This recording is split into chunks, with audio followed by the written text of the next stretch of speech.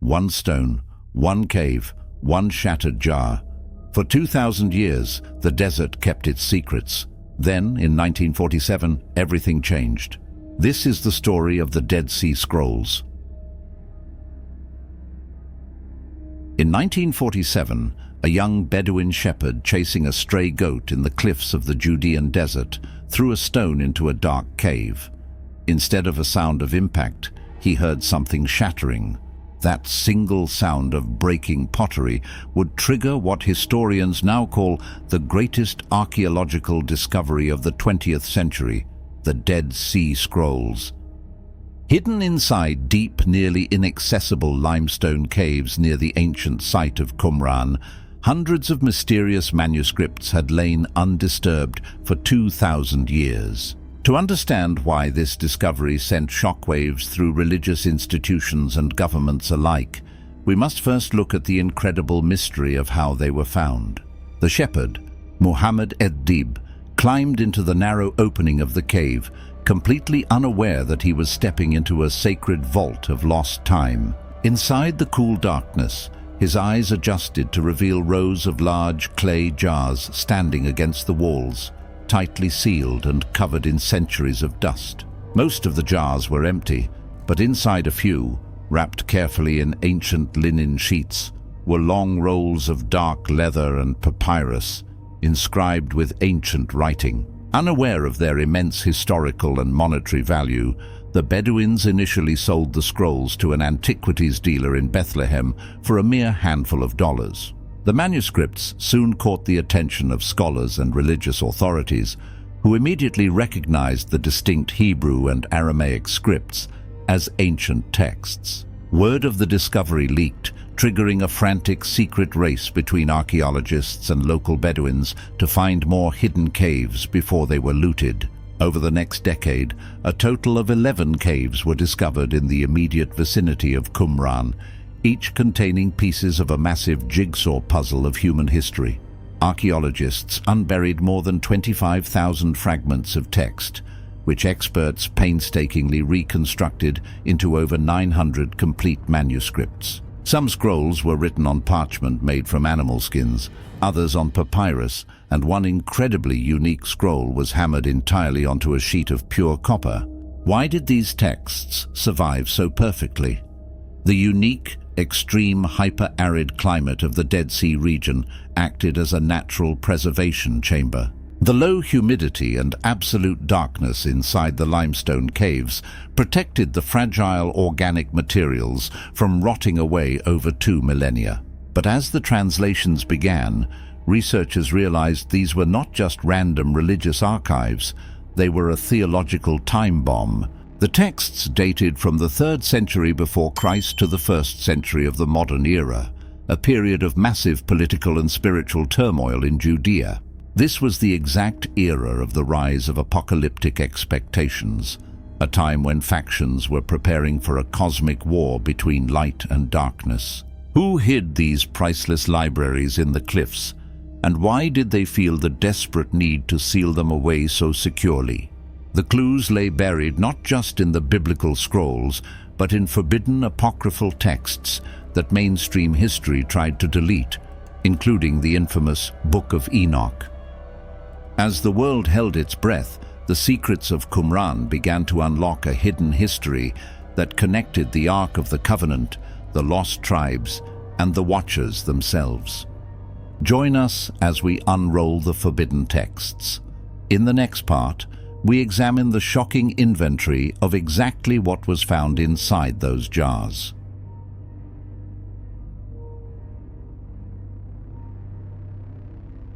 When the fragments were finally assembled, scholars realized they were looking at a library split into 3 distinct categories, each changing our understanding of antiquity. The first category consisted of biblical texts.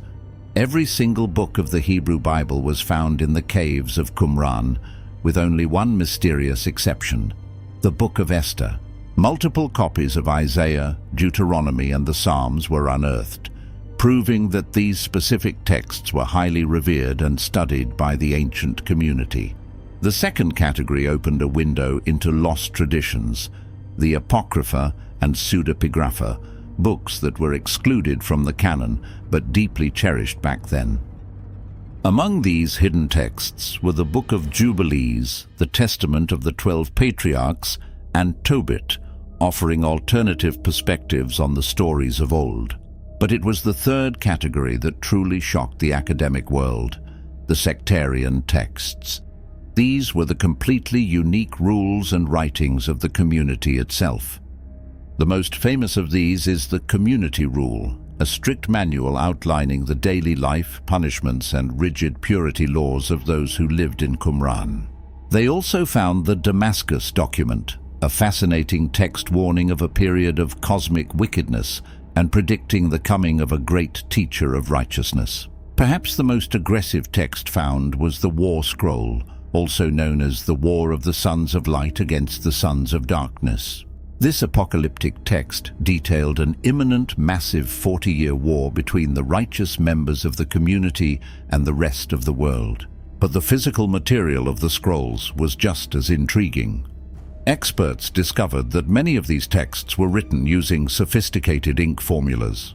The ink was primarily made of carbon soot, mixed with water and plant gums, ensuring it could withstand the test of time without fading away. Strangely, some scrolls were written entirely in a secret, cryptic code, using reversed letters and strange mixtures of alphabets to conceal their deepest secrets. And then there was Cave 3.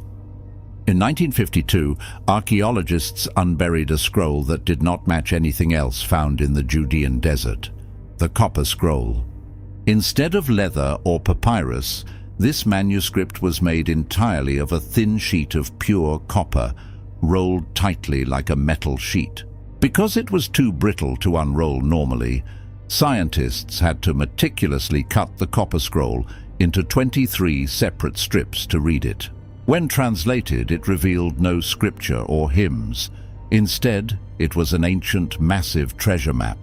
It listed 64 secret locations across Israel where vast quantities of gold, silver, and sacred temple vessels were supposedly hidden. Was this the lost treasure of the Second Temple of Jerusalem, hidden away before the Roman armies destroyed the holy city? To this day, none of the treasures listed in the Copper Scroll have ever been officially found, leaving a multi-billion-dollar mystery wide open. The sheer variety of texts proved that Qumran was a massive, highly organized storehouse of both holy scripture and dangerous secrets. But the biggest shock was yet to come. In the next part, we examine exactly how these ancient scrolls shook the foundations of the modern Bible. The Dead Sea Scrolls shattered the long-held belief that the biblical texts we use today had remained perfectly unchanged for 2,000 years. Before 1947, our oldest complete Hebrew Bibles only dated back to the 10th century AD, a gap of 1,000 years from the original writing. Critics argued that centuries of hand copying had inevitably introduced massive errors, changes, and corruptions into the sacred texts. But when scholars compared the Qumran Isaiah scroll, dated to 100 BC, to the modern versions, the results were statistically impossible. They were almost word for word identical. Over 1,000 years of copying, the core of the message had remained intact with staggering accuracy. This discovery silenced generations of skeptics, proving that ancient traditions of scribal care were far more rigorous than modern history had ever credited. Yet, for all the consistency, the scrolls also contained radical variations that exposed a much more diverse spiritual landscape than anyone imagined. Different versions of the same books revealed that biblical canon was still fluid during the time of the Second Temple, not yet locked into its current form.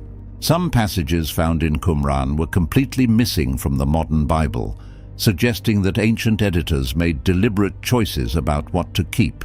For religious institutions, this was a difficult truth. The original text was not a single static object, but a collection of evolving sacred traditions. The scrolls also introduced books that were completely unknown to modern Western readers, expanding the biblical horizon by hundreds of pages.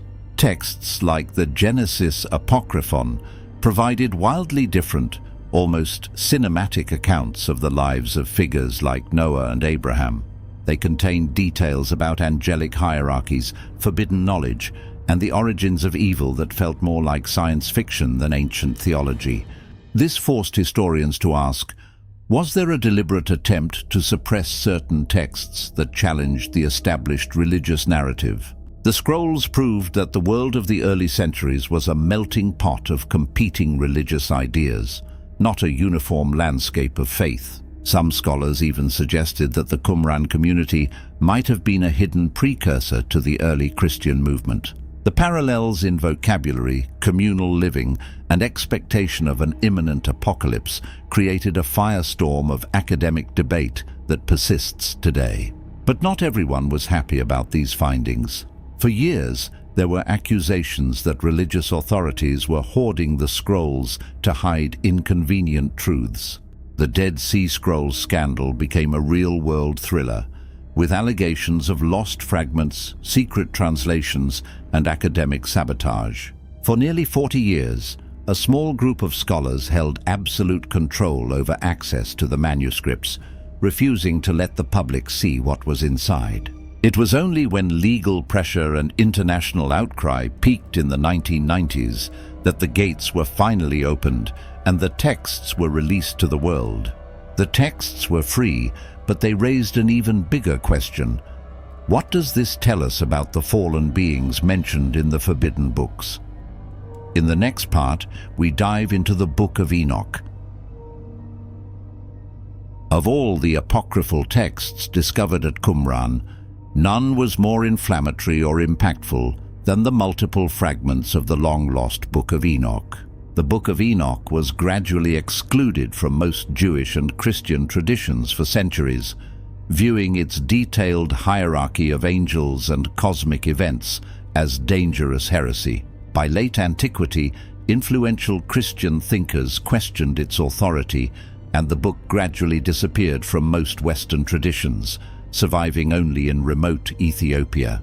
The Qumran discovery proved that this controversial text was not only known, but deeply revered by the very community that preserved the oldest copies of the Bible. Why did the Essenes prioritize copying and protecting the Book of Enoch? Because it held the key to an apocalyptic worldview they were actively living. Qumran's copies are written in Aramaic, dating to the 2nd century BC, meaning they were already ancient when Christianity began. The primary focus of the Qumran fragments is the Book of the Watchers, the precise narrative about the angels who descended to earth to reveal forbidden knowledge. The texts identify these beings as the Watchers, or the Fallen, led by figures like Semjaza and Azazel, detailing their strict hierarchy and forbidden teachings. Enoch's account, preserved in these jars, describes how these beings revealed the secrets of astronomy, medicine, and warfare to humanity. The fragments also contain details about the Book of Noah, including descriptions of his birth so extraordinary his father believed he was one of the divine beings. Crucially, the Qumran texts never once hint that this story is mythical or allegorical. These texts appear to have been treated as authentic accounts by the community that preserved them. The presence of the Book of Enoch changed everything about our understanding of 1st century religion. It was not a marginal curiosity. It appears to have been a major influence on the community's worldview. The Qumran community's calendar, ritual purity, and intense apocalyptic expectation are all deeply rooted in Enochian thought and terminology. But this also created a new problem for the early church. As they separated canonical from apocryphal, Enoch's powerful narrative presented unique challenges. Even the New Testament authors quote Enoch, treating it as scripture. If the apostles believed it, why did later traditions ultimately exclude it from most biblical canons? The Qumran fragments suggest that Enoch's forbidden story was not removed because it was a lie, but perhaps because its theology no longer aligned with the developing canon. The connection is undeniable. The same caves that preserved the modern Bible also protected the texts that later traditions chose not to preserve within their canon. The scribes of Qumran knew exactly what was in those jars, and they knew how important it was to save this specific narrative from extinction. The Qumran fragments proved that the stories of the Watchers and the Nephilim were central to the worldview of the community that preserved them. We have the canonical scriptures, but we also have the texts that later traditions chose not to include. The next step is understanding the community that safeguarded both. To truly unlock the Dead Sea Scrolls, we must examine the secretive Essenes and their connection to this dangerous wisdom. Who was this mysterious community, and were they preparing for a human war or an apocalyptic battle against the Watchers themselves? In the next part, we unmask Qumran. To understand why these texts were hidden, we must understand the people who lived here, a highly disciplined, secretive group known as the Essenes. Frustrated by what they saw as the corruption of the mainstream priesthood in Jerusalem, this radical sect abandoned society to establish a pure community in the wilderness. They called themselves the Sons of Light, and they believed the rest of the world, including other religious factions, were aligned with the forces of darkness in their worldview. Life at Qumran was dictated by an uncompromising code of conduct, preserved in one of their core documents, the Community Rule. Initiation took years of vetting. Private property was completely surrendered, and every member's wealth and labor became part of a collective pool. Their daily routine was obsessive about purity. They practiced multiple ritual immersions a day in stepped pools or mikvahs carved directly into the desert rock. These washings were not just for physical cleanliness, they were outward signs of a spiritual cleansing required to remain part of God's holy remnant. The community was completely self-sustaining, dedicating hours to agriculture, pottery making, and above all, the meticulous copying of sacred texts. Their scriptorium was the engine of Qumran, where inkwells and long benches found by archaeologists confirm a massive, organized writing operation. But this was not a peaceful monastery of quiet contemplation. The Essenes were driven by an intense, urgent, apocalyptic expectation. They believed they were living in the absolute final days, actively preparing for a definitive cosmic war that would cleanse the earth of evil. This military mindset is laid out in terrifying detail in another major find, the War Scroll, a literal battle manual for the end of the world. The document outlines the exact tactics, trumpet signals, and banner inscriptions for a massive 40-year campaign between the forces of light and darkness. According to the scroll, this final conflict would involve not just human armies, but the direct intervention of angelic forces fighting alongside the community. Their theology was hyper-deterministic. They believed God had preordained the destiny of every soul before creation, dividing humanity into unchangeable camps. This rigid dualism perfectly explains why they embraced the Book of Enoch so deeply. Its stories of fallen angels and cosmic judgment mirrored their own view of reality. For decades, this secret society waited in the desert, practicing their rituals, copying their scrolls, and watching the skies for the final sign. But the war they expected did not come from the heavens. It came from Rome. In 68 AD, during the Great Jewish Revolt, the legendary Roman 10th Legion marched down the Jordan Valley, destroying everything in its path. Realizing their community was about to fall, the Essenes made a desperate final decision to save their sacred library from destruction. They ran up the steep cliffs, sealed the scrolls inside the caves, and vanished into history, leaving their library to sleep in the dark for 2 millennia. What happened when the Roman soldiers finally reached Qumran? In the final part, we examine the destruction of the settlement and the lasting legacy of the scrolls. When historical and archaeological evidence is examined, the layer of ash and Roman arrowheads found at the site confirm that Qumran met a violent end in the summer of 68 AD.